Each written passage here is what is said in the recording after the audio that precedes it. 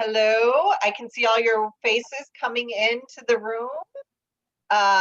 We'll get started in just a second. I think the computer will just give some guidelines if we need it.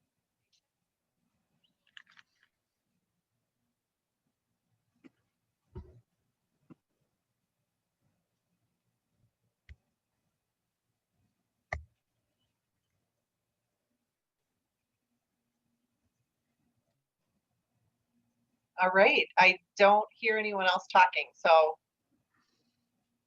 I think I will get started. Is that good, Caitlin? Works for me. Yep. Julio, do we need to give any instruction? Yeah, just give me a second. Hi, okay. Everybody. This session is going to be offered in Spanish and English. So right after I finish talking, those people who prefer to listen to it in Spanish, while the presenters talk in English, I will be interpreting into Spanish. You would find at the bottom where you find the participants, chat, and all that, you will find a globe. There you can choose Spanish or English or whatever you want to choose. Okay, so just choose Spanish if that's your preference. I'm going to repeat this in Spanish. Entonces, si hay alguien en la sesión que prefiere escuchar la sesión en español, ahora justo en cuanto acabe yo de hablar, se conectará la opción de interpretación. Entonces, abajo en la pantallita donde aparecen las opciones de chat, o de participantes, aparecerá una especie de globo terráqueo, una especie de mundo. Si pincha ahí, puede elegir la opción en español y automáticamente me escuchará a mí mientras las presentadoras hablan en inglés. Así que muchas gracias. Si alguien tiene algún problema, por favor que nos lo haga saber a través del chat. Okay, thank you. All right, great. Thanks. We're excited to be here. My name is Sally Flashberger, and I am with the Board for People with Developmental Disabilities, and we are here talking about our Living Well grant. I'll let Caitlin introduce herself, and then Ashley. Go ahead, Caitlin. Hi, I'm Caitlin McNamara. I am the project coordinator for the Living Well project. So I work with Sally at WI-BPDD, and I'm excited to be here too. And Ashley? Hi, I'm Ashley Matthey. I'm a self-advocate. I'm also working with Headwaters and Rylander to do Living Well, Safe and Free classes. Excellent. All right, so give me 1 second. There we go. I want to tell you just a little bit about the Living Well grant. It's a 5-year grant that the Wisconsin Board for People with Developmental Disabilities received. It is about improving independence, integration, safety, and health and well-being of people with disabilities in Wisconsin. We were one of 8 states who were selected to do this 5-year grant. And as part of the grant, we are creating different toolkits.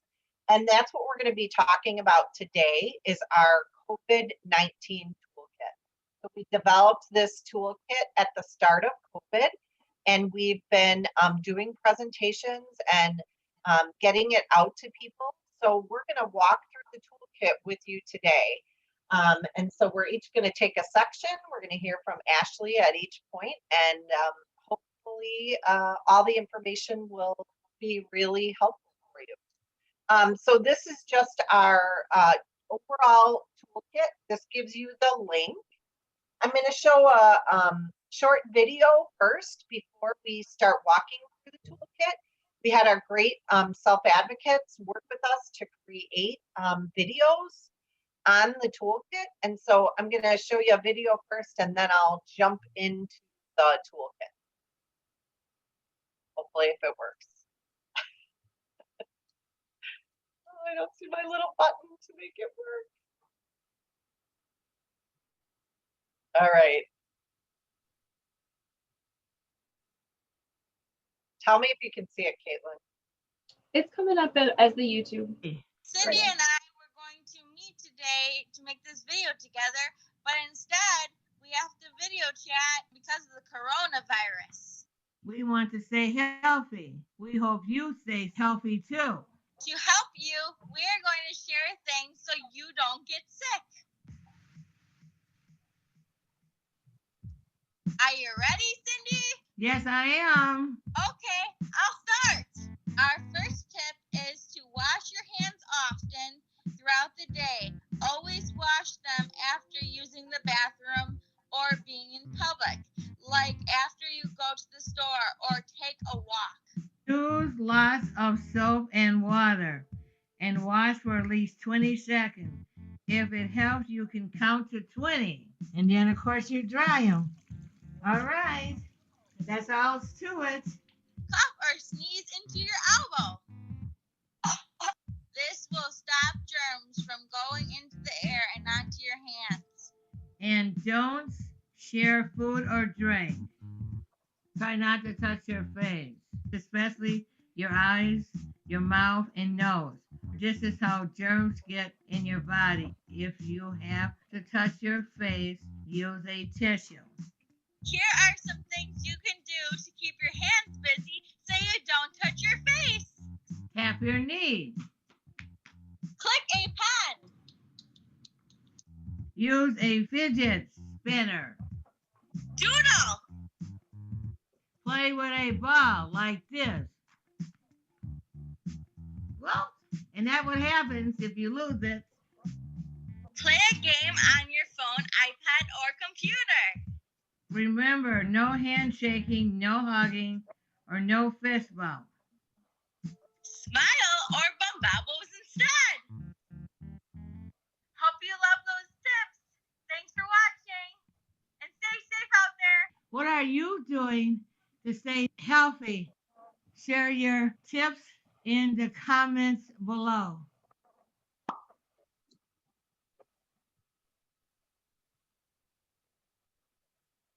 Excellent. So Caitlin's going to pop open the toolkit and I'm going to walk through it for everyone. Just give her a second. Excellent. So we created the toolkit. It has 3 sections: healthy, safe, and connected. So we're going to walk through those sections. You've heard a lot of the information already in the video, but this will give you more particulars. So I'm going to walk through the stay healthy section. So this section really does talk about COVID-19 and how you can stay safe, stay healthy during this. We have some great resources and graphics. So we have some information from the CDC that's posted here. And then we also have that link so you can get any updated information about the virus from the CDC at this link. We did post the link to the toolkit in the chat. Let's go up. So again, this talks about some of the things you just heard in the video, how to avoid getting sick, those important things of washing your hands, staying 6 feet away from everyone, washing down surfaces, staying away from people who are sick, all those great things. And again, we have the link to the YouTube that we just showed. So if you want to share it with someone else, it's there. But then we also talk about what do you do if you get sick. So we want you to know that if you get sick, you should be calling your doctor's office first. You shouldn't just show up at the doctor or the hospital. You want to make sure that you are talking to someone about what your next steps might be. So call your clinic, your urgent care, your hospital, and find out how they want you to either set up an appointment or come in. Don't go anywhere if you're feeling sick. You should try to stay 6 feet apart from everyone you know. Continue to wash your hands and don't share food and drinks. Obviously, we're going to talk about areas that you can get help in our Stay Safe section. And then we also have additional resources here for self-advocates and caregivers. So there's tips on staying healthy, how to stay safe, the Wisconsin Department of Health Services, lots of good links, all the CDC links. We have that how to make a homemade mask, because that was early on when it was difficult to find masks. but it gives you some great ideas how to make a mask if you don't have one. Again, just reiterating, just recapping those really important things about not touching your face, washing your hands, don't shake hands, just some more useful tips.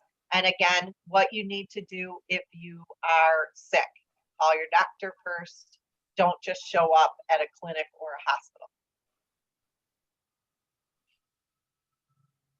We also have several emergency plans. So if for some reason you are very sick and you need to get help, this talks about what documents that you could put together in the beginning before you're ever sick, so that if something were to happen, you would have that.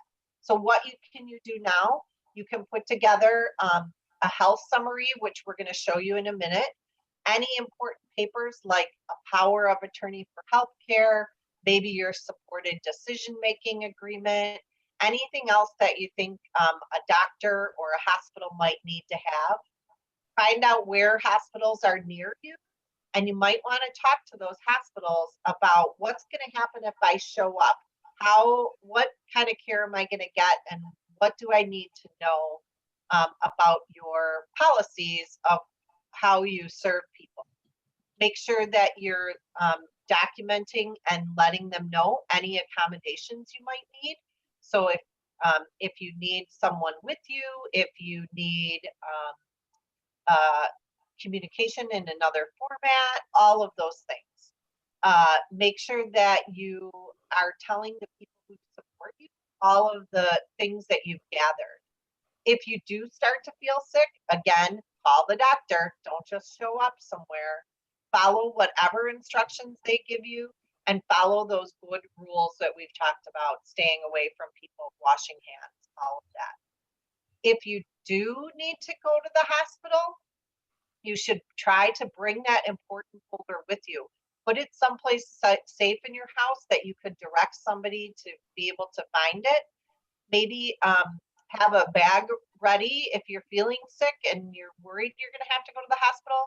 Things that you might need is your ID, your communication device, clothes, phone, and then ask the hospital or any emergency personnel who can come with you or who you might need to call to let them know you're going to the hospital. At the bottom here, we have a link to the power of attorney for healthcare.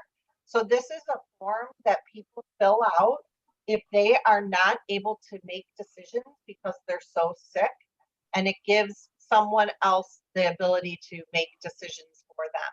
And this form is on our Department of Health Services website, and you can just click on this, download it, and fill it out. And you can make whatever person is important to you in charge of those decisions.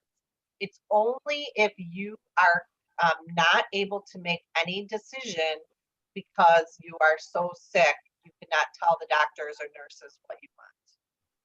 We have some we have a glossary here because we know there are a lot of terms that people are using around healthcare.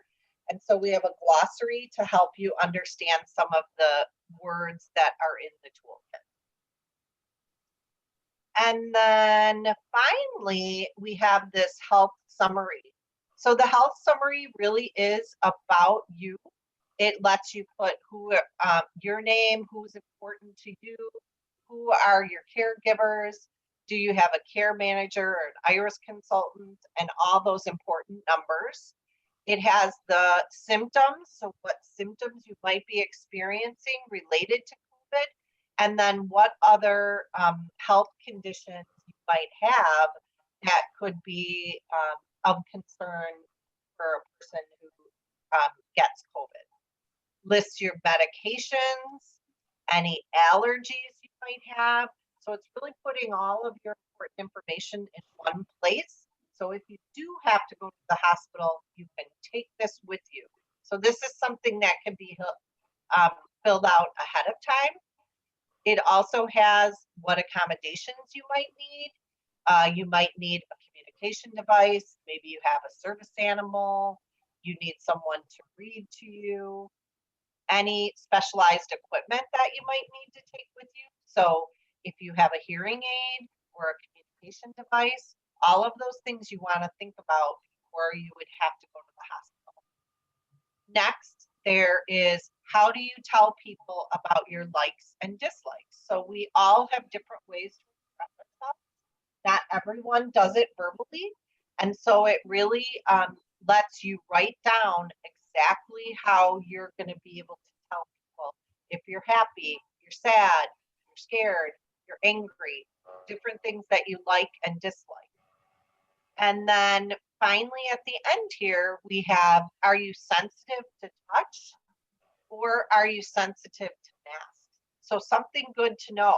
You don't want somebody trying to put a mask on you if that's going to cause issues for you or even touch you.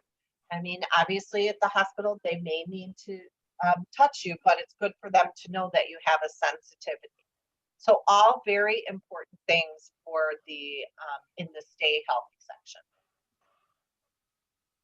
And I think I'm done with my section.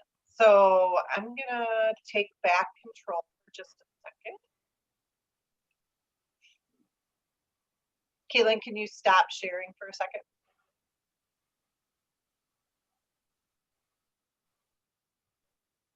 All right, we're gonna flip back and forth just a little bit.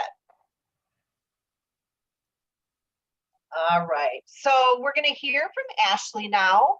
And Ashley, can you tell us what you've done to stay healthy during COVID? And then anyone who wants to put in any information, they can do that too. That would be great. Take it away, Ashley. So how I have been staying healthy during COVID is just kind of doing positive maps. And basically put someone's name in the middle and you put things positive about them. And meetings have really kept me busy and my mind busy because I don't really think about what I'm worried about. I think about the meetings. So those meetings can, if you do anything like people first or any kind of meeting, that can really, really help you too. And just checking up on people and seeing how they're doing kind of gets you off of what you're dealing with a little bit. So I encourage you, if you have a friend or have someone in your life that you need to check up on each other. Maybe they can ask you how you're doing and you guys can come up with ideas together. So I encourage you to do that. That's great. I saw someone too had put in the chat that everyone who enters their house washes their hands immediately and they sanitize and wipe down all incoming items. Very important. Very good. I'm proud of you guys. All right, we're gonna move on to the safe at the stay safe section, but we're gonna show another video really quick. So let's see if I can get this working. Hi, I'm Christy. You're watching the Self-Determination channel. How is everybody doing out there? It's a strange time we're going through. This coronavirus has changed everyone's lives. It's important to stay safe during this time. Today, we want to talk to you about your home. To be safe in your home, you need certain things. My Safer at Home plan will help you. It explains how to be safe in your home. You can print out the plan. Just click on the link below this video. Here are 8 important things you need to be safe. See how many you have. Do you have food? Medicine, Soap, shampoo, and toilet paper. Things to stay clean. Heat, electricity, running water? do you have the services and supports you need? Maybe you need help getting food, medicine, or things to stay clean. Or maybe you need help getting up in the morning and getting ready for the day, or help paying your bills. Can you move around and use the things you need? Do you have the help you need? Like, can you get to the bathroom and keep your house clean? If your caregiver can't help you, do you have somebody that can help you? Do you have a way to call for help? like a phone or monitoring system? If you don't have all these things, contact someone that can help you. In the My Safer at Home plan, there's a place to write down your contacts and how to get in touch with them. If you are having an emergency, call 911. Here are examples of when to call 911. There is a fire in your home. Someone is being hurt. Someone is hurting you. You or someone needs medical help. Someone is trying to break into your home. The plan also helps you think about how your day has changed. It helps you find ways to stay active and connected. Everything we talked about in this video is in my Safer at Home plan. Click on the link below this video. Print it out. And fill it out. If you need help filling out the plan, contact someone that can help you. This could be a family member, a trusted friend, or your care manager, or your IRS consultant. Keep the plan in a safe place. And read it every once in a while to remind you what to do. Remember to stay healthy, safe, and connected. Thanks for watching. See you soon.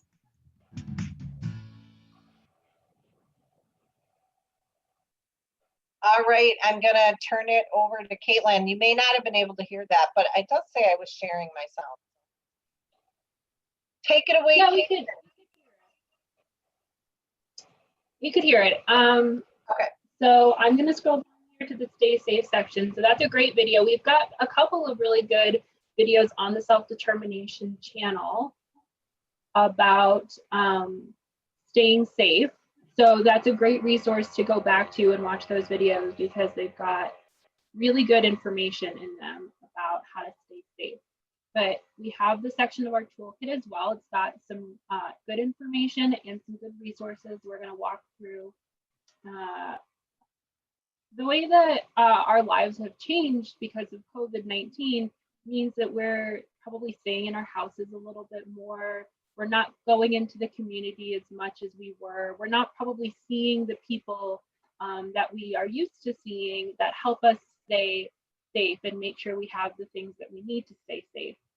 So this part of the toolkit is designed to help you think about those things in a way that's a little bit different than you maybe have been in the past, but we'll make sure that you've got everything that you need and resources and people to reach out to if you're having a problem.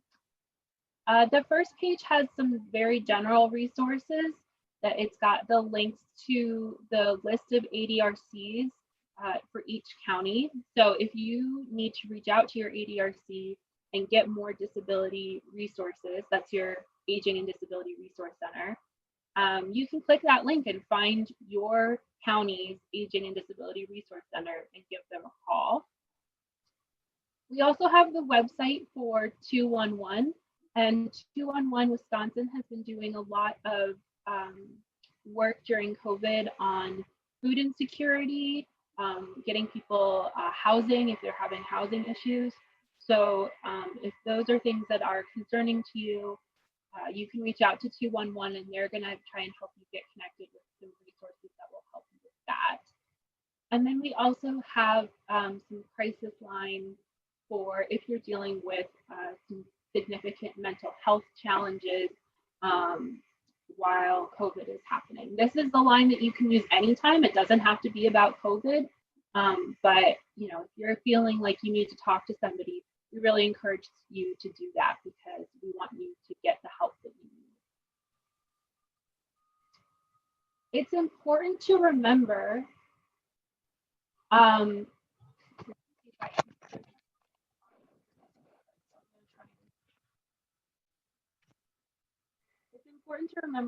that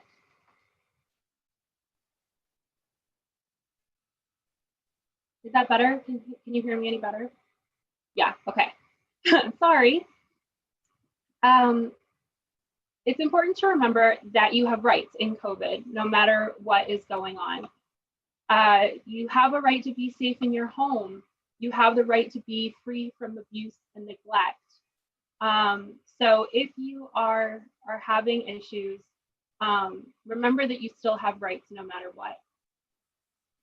We also have links here to our 3 rights documents. These are about specifics, specific rights that you have. So if you are working still, you have employment rights. We have a document in here about your employment rights. If you are, we have some general rights for how to deal with COVID. And also if you are going back into services, maybe going back into your community more, what kinds of rights you have as you sort of go back into reopen spaces. And then we have some information about adult protective services, how to spot abuse and neglect, and what to do about reporting that to people. So we want you to be telling a trusted adult if you're experiencing something that you don't think is right. It could be physical, emotional, financial, all of those things that if you have a feeling in you that something isn't right and that shouldn't be happening to you, we want you to find somebody that you trust and know what to do and to tell them what's happening and to get some help. You can reach out to 911 if you're having an immediate emergency, but you can also call Adult Protective Services and they can investigate and help resolve the issue if they think it's something they can help with. We know that reporting things like abuse and neglect is very challenging for people. And we want to make that process easier for you if it's something that you have to do. We want you to be able to walk through these steps and know that you've put a good plan in place for talking to the people you need to get some help or to change your situation. So it's going to be important that you decide who you're going to tell. That could be someone you trust. It could be your care manager or IRIS consultant. It can be the police, or it could be Adult Protective Services. And then you have to decide how you're going to talk to them. Right now with COVID, it might be better to give them a call because a lot of offices aren't open. So calling them first might be the right step. And then make a plan for what you're going to say. Try to remember everything that you experienced or that's happening. Write it down so that you can be very clear with them about what has happened to you or something that you've seen. And then decide what you want to have happen next. And that is, there's lots of options here, but you can also write in your own. You might want to not live in that place anymore. You might want to get more information on how you can protect yourself. You might need more support and have people come to check on you more. All of those are options for you that you can tell the person that you want to have happen if the situation that you're experiencing is unsafe for you. So obviously this is a form that you would fill out after something has happened. It isn't something that you want to fill out ahead of time, but it might be good to print it out and have it on hand in case something does happen. And if you do have to start making some calls, we want you to be able to record who you've talked to and what they said, because we know that in Wisconsin, if you report abuse or neglect, you're probably going to have to make more than one phone call in order to get the situation resolved or make sure everybody who needs to know the information has been told. And it's easier for the people who are helping you to know what to do if they know who you've talked to already. So every time you make a call, you should write down who you called, who did you talk to, when did you talk to them, and what they told you. And then ask the person that you're talking to what the next step is. What's the thing that they asked you to do? What's the thing that they're going to do? That way you can remember what they've told you, and you can tell whoever it is you might have to talk to next what they said that they were going to do. So you can make copies of this page because you're probably going to make more than one phone call if you have to do this. It's a good form to have on hand to make a record of how you've been reporting what happened to you or something that you saw. We have, in this toolkit, we've listed out all of the county helplines. These are going to be the numbers to call if you're trying to find adult protective services for your county. It can be the county that you live in, or it can be the county where you're receiving services. So each county is listed out here. There's a couple of pages. You can print just the page that has your county helpline, or you can, cut out your county and stick it on the fridge with a magnet. That way you have the number handy if you were ever to need it. So you can see we've got all the counties in Wisconsin listed out here. It also has the hours of operation. Those might be a little bit different during COVID, but you should still be able to use those numbers to get in touch with somebody. All right, we also have some information about ombudsman programs. So ombudsman is a really big word for advocate, somebody who can come and help you or help walk you through a process. If you feel like you might need more support in making a claim or reporting abuse and neglect, if you don't want to do that on your own, the ombudsman can help you with that. You are going to call the number that's in bold for Disability Rights Wisconsin, and those people can help get you connected with the right people to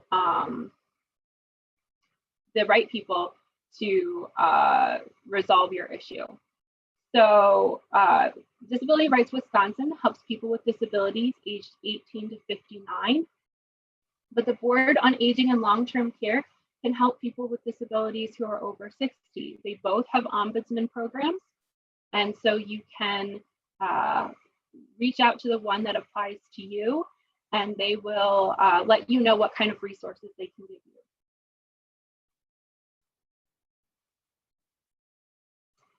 All right, and then this is the My Safe Home plan. This is the plan that was talked about in the video. It's a tool that you can use to make sure that where you're living is safe for you right now.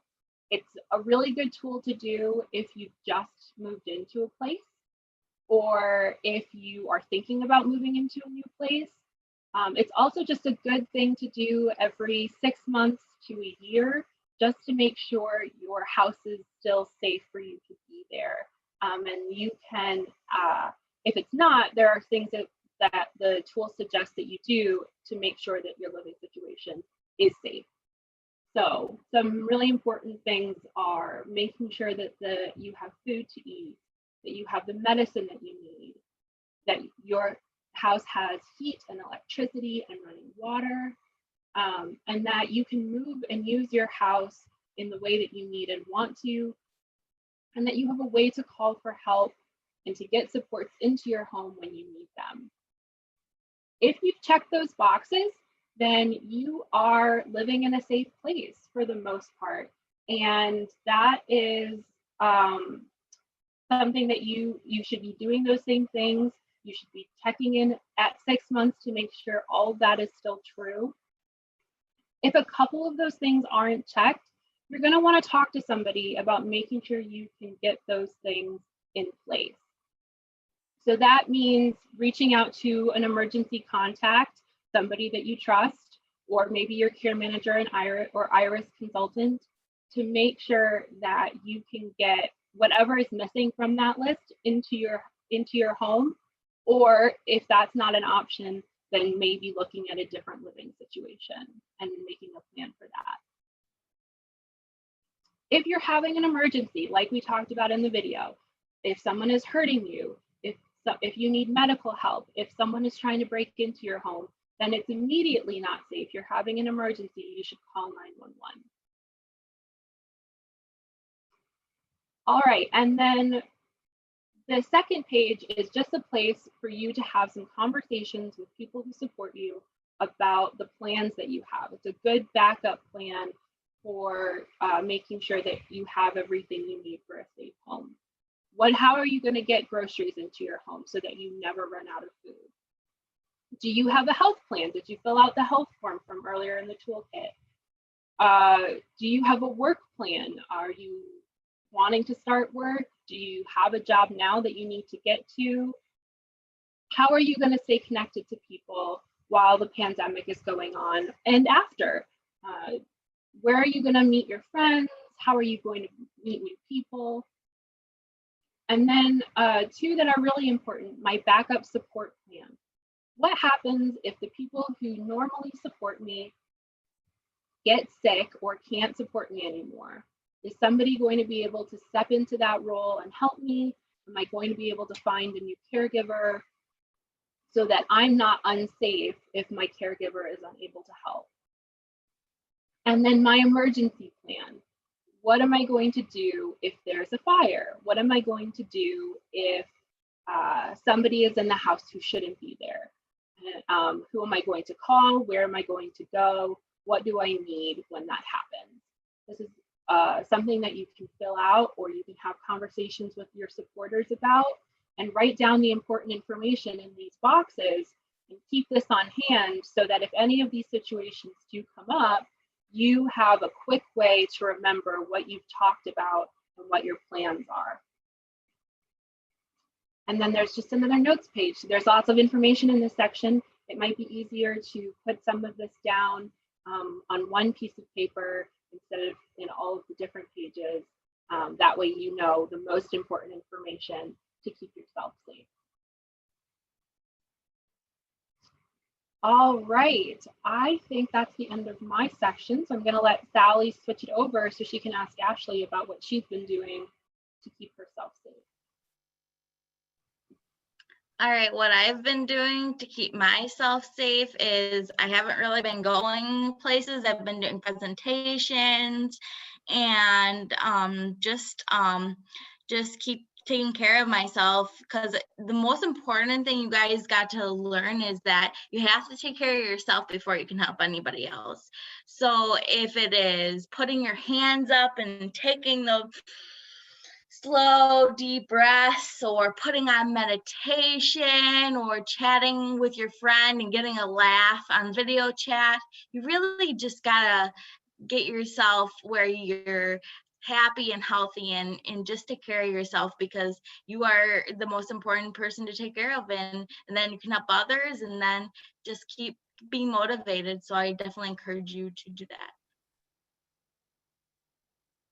And Ashley, what would you tell people if they are not feeling safe, or what would you do if you weren't feeling safe? How would you reach out? Or well, a lot of this curriculum teaches you what to do, but if you're part of an agency, I would go to your case manager or someone there to get next steps on what to do if you don't feel safe, because there's different things, like everyone at some time is abused or not, doesn't feel safe. It's just a matter of putting that boundary and saying, this is not okay. Now I got to tell my case manager and ask them what the next steps are. So I definitely think you need to go higher up if there is an issue. that's great. Absolutely. All right. And let's see. Hang on one second. So Ashley's going to do the next section, but I'm going to show the video first. The next section is stay connected. So I'll get the video up. And make sure. Okay, that's Shared.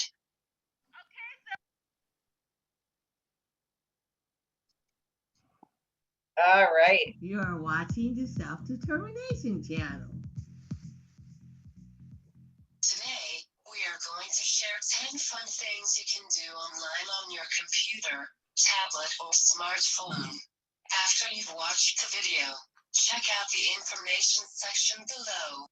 You will find links to all the cool ideas we shared. Okay, so take it over. Yeah.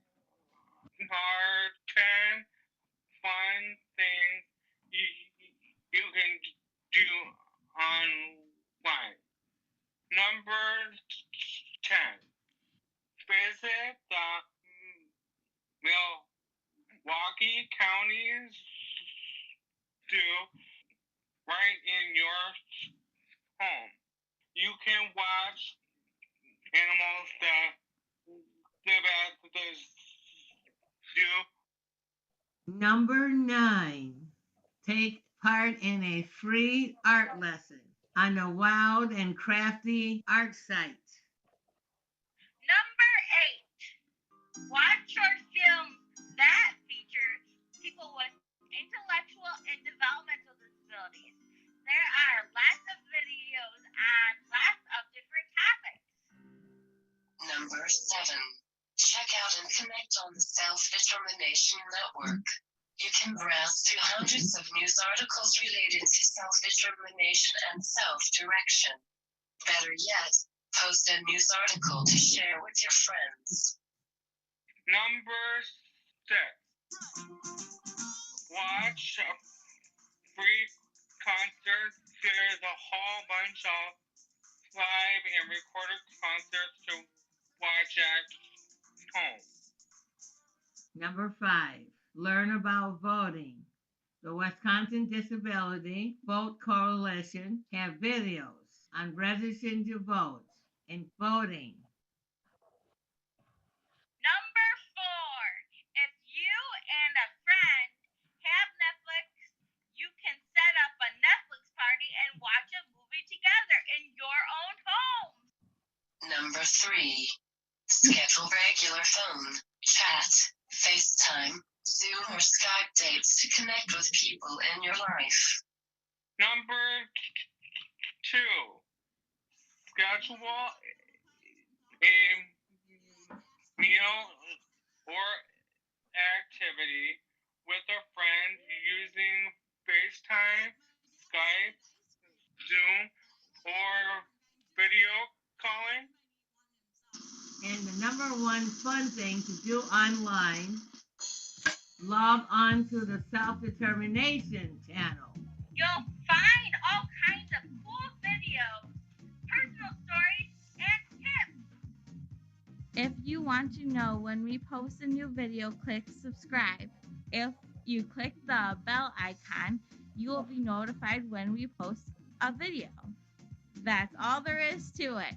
Thanks for subscribing. Remember to check out the links below. Take time to laugh. Share stories. And focus on things that you find fun.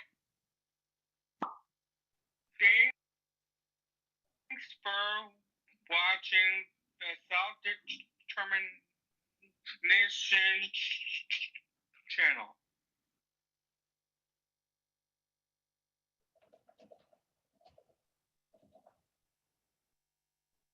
All right, Ashley, I think you're gonna take over the next part of the toolkit. Caitlin will pull it up. Okay, sounds good.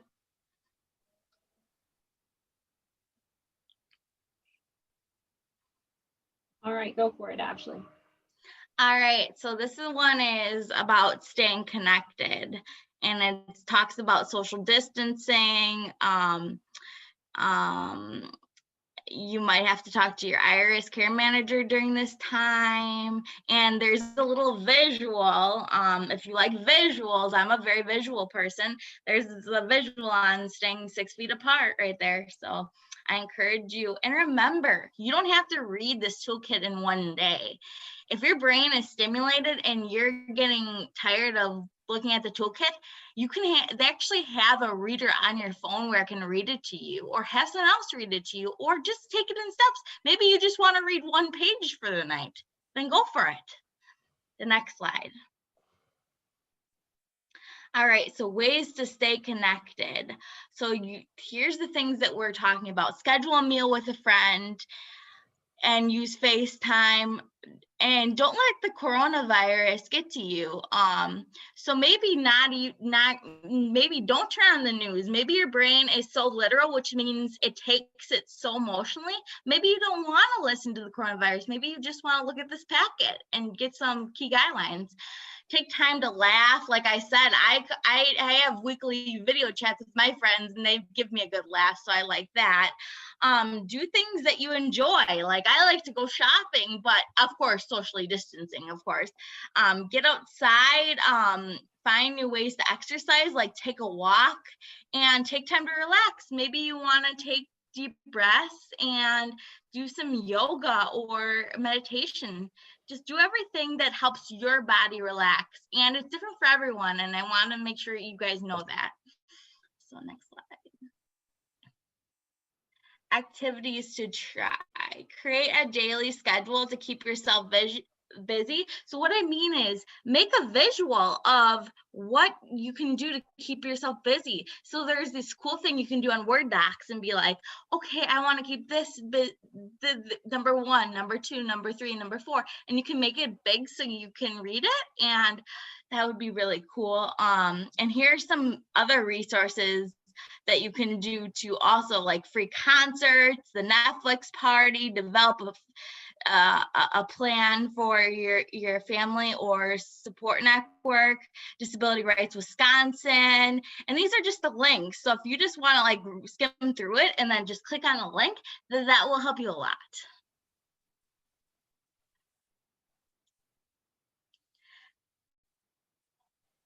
Ways to share ideas with others. So you can go on Facebook, you can go on Twitter, you can go on Instagram, you can go on YouTube, you can go on Wisconsin Board for Developmental Disabilities. So those are the resources you can go on. So Ashley, what have you done any new things or tried any new things to stay connected over the pandemic?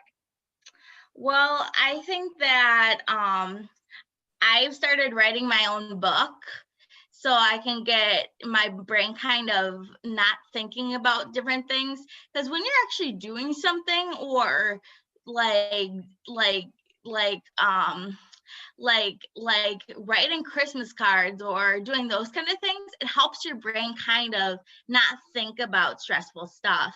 And sometimes you just have to put your arms up and just say, give a sigh of relief and put on meditation on your computer. They have free things that you can go on the computer that are meditation, and you can just like listen to it for an hour. And also I recommend any motivational videos you can put on, like Jay Shetty, Robin Sharma, all those kind of things can help you become a leader and kind of ease if you're having people that are disrespecting you or anything. They actually have a video that Robin Sharma does on haters and different things. So I recommend those leadership videos. I definitely think that those are really great things.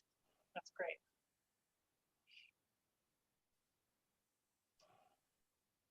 So can we just talk really quickly about ways that you can connect with BPDD?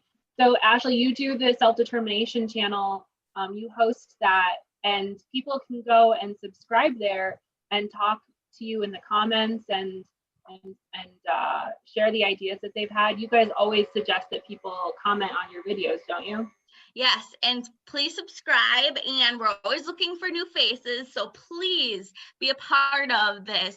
I know that sometimes people don't want to, they don't want to, you know, be on it because they're maybe shy and stuff, but honestly, just lean on each other, mentor off each other, and, you know, eventually you'll get better. When I was first an advocate, I was shy. I know that's hard to believe, but I was.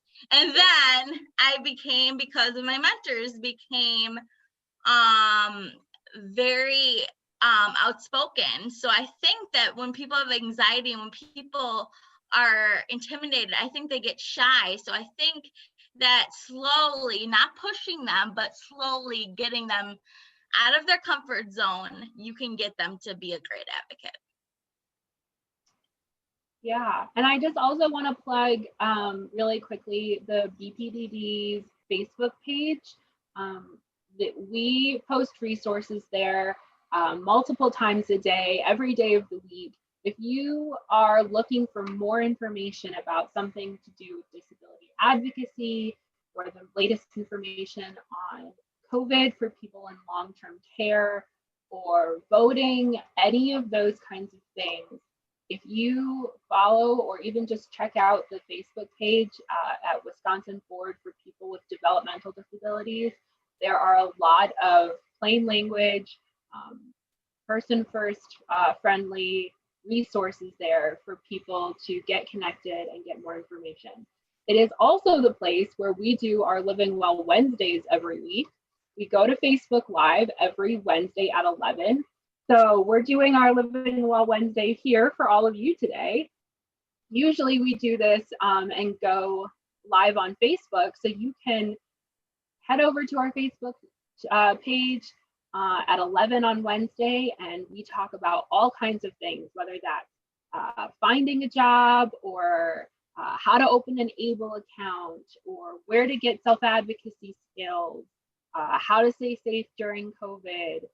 Lots of different topics. We do it every Wednesday at 11. So we really encourage you to join us there. If you want to join us on the Zoom version of that, you can sign up for our emails, and that link is at the very bottom next to this orange box in our toolkit. It's the join, and it's going to give you a form to fill out so that you get all of the email updates from not just Living Well, but from BPDD.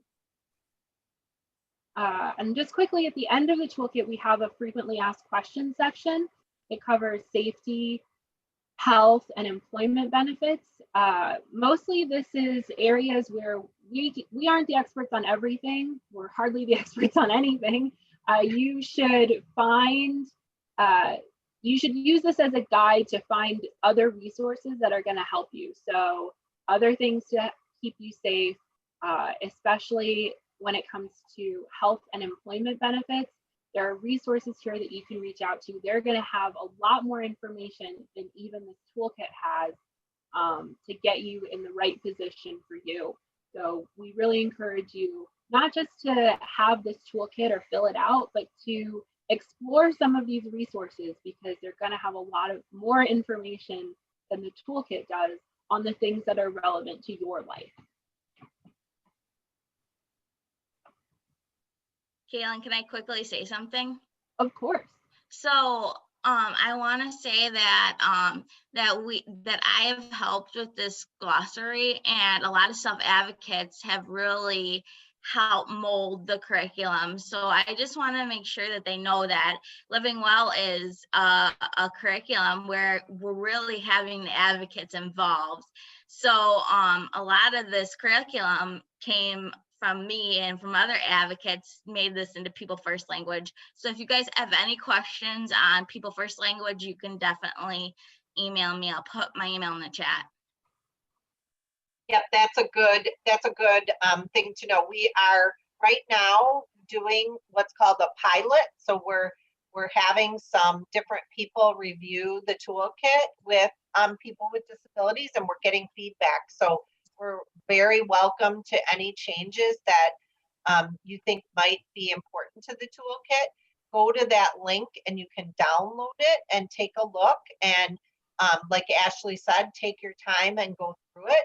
If you're in long-term care with a managed care organization, you could also ask your care manager about it. They might have information and be interested in walking through it with you, because we are doing a pilot with our managed care organizations. The other thing, and I just put the link in the chat, is all of the Living Well Wednesdays are on the BPDD YouTube page. So you can go back and watch any of the Living Well Wednesdays that we already did. And I don't know, I can't see the clock. Oh, we got about 4 minutes left. I don't know if there's anyone who maybe had a question that they wanted to ask, or.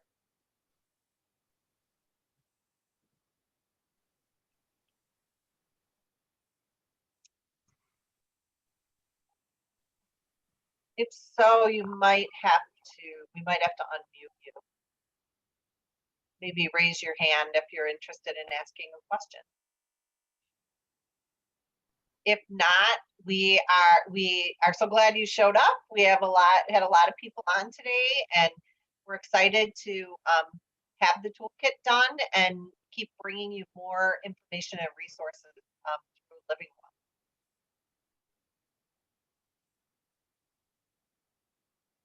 Yeah, I just want to say I put the link to our COVID webpage in the chat. It has, not only does it have this whole toolkit there, but it also has the individual sections. So if you don't want to print the whole thing out, if mostly what you're concerned about is staying safe, then you can just go and find the stay safe section and print that out. If you just want the healthcare form, I went ahead and put that link in the chat because somebody asked for it, but it's also on this COVID page. So if what you're most concerned about is just being able to fill that healthcare form out in case you have to go to the hospital, then you can just find that form all by itself and print that out. So you're not having to print 32 pages out or struggle with finding it in this kind of big toolkit. We want to make it as accessible as possible for people, so the individual parts are out there as well. And two, you know, just remember, stay healthy, stay safe, stay connected. You know, if you do get sick, remember that most people are going to recover, but without having to go to the hospital. But if you need to go to the hospital, there's a plan that you can make to be safe to do that and to limit the number of people that you might expose, while still making sure that your safety is protected. So, and if you have questions, always feel free to reach out to Sally or I and we about COVID related stuff, or visit us during our Living Well Wednesdays, and we will definitely try to make sure that you get the resources that you need. I'll put our emails in the chat.